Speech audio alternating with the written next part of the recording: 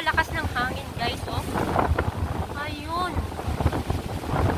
First time. Pati yung damit ko, nililipat na guys. Hindi ako makatayo. Umupo lang ako dito sa upuan. Kasi, pag tumayo ako, liliparin yung damit ko, liliparin yung dress. Naka-dress ako. Ewan ko kung ano na ang mangyayari. Hindi ako makakauwi sa bahay. Ayan, lakas ng ulan. First time in Singapore na nangyari ito sa akin. Ayan, na-stranded din sila. Mga Pinay din sila guys. Ayan, mag-isa lang ako dito sa upuan. Mga Pinay din yan. Hindi ko alam kung paano ako uuwi ngayon. Kasi sobrang lakas ng hangin. Wala akong payo. So, hindi ko alam. Ma-stuck ako dito. Stay na lang ako magdamag. Bahala na. Kaysa tumayo ako at liparin yung damit ko guys. Nakadress pa man din ako. Kaya yan. Lakas ng hangin. O yan. Para akong nasa Pilipinas na binabagyo.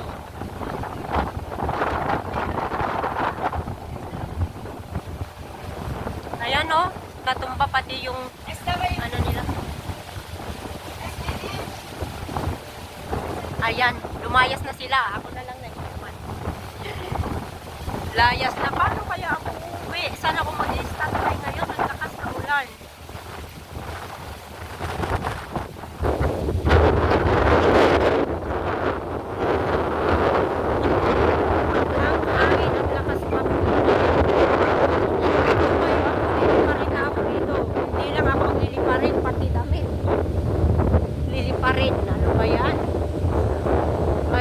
Katunayan guys na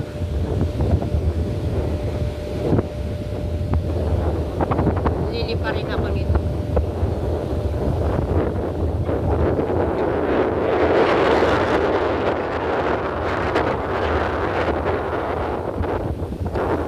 Dito ako sa may Tanusing Hospital. Ayan, nagtambay kasi ako dito. Nag-Jollibee kasi ako, mag-isa ko lang. And tumambay ako dito kasi ayoko doon sa loob ng Jollibee.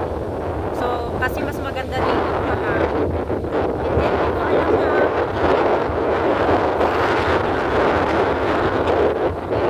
may Hospital. Yan.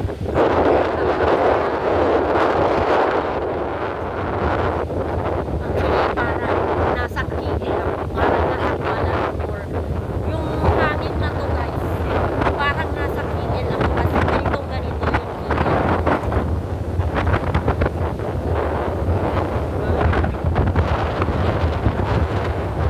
Ayan, nalipad ko yun.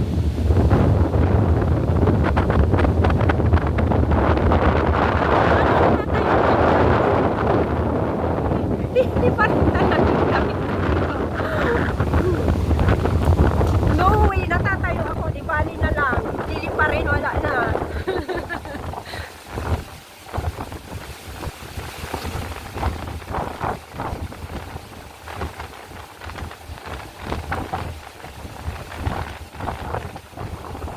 Ayan, nanginginig ako. Kasi gininaw na ako guys. Hindi ko alam kung paano ako uuwi. Pero ayan, may nag-iisang tao doon. Ayan yung 7-Eleven. Yan ang square ko. Oh!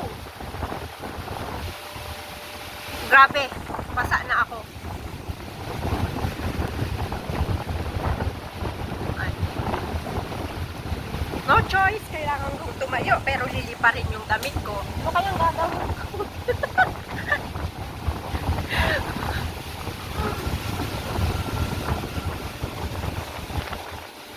Ay, wala akong payong. Paano ko uwi?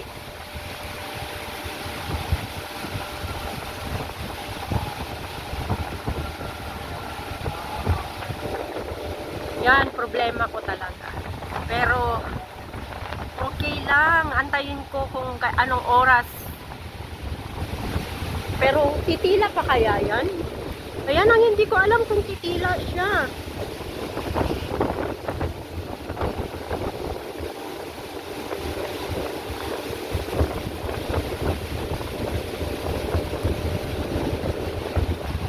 Ganyan kalakas guys, oh. Ha?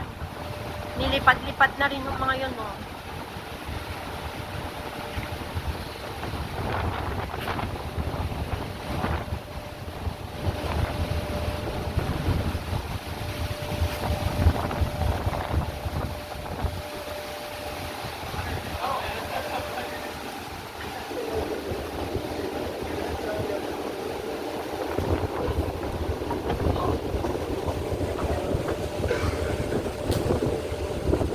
Okay guys, ayan, gagawa ako ng paraan para makauwi guys.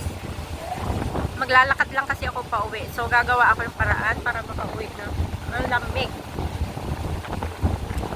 Gininaw ako. Bye bye guys, see you again. I hope makauwi ako ng maayos.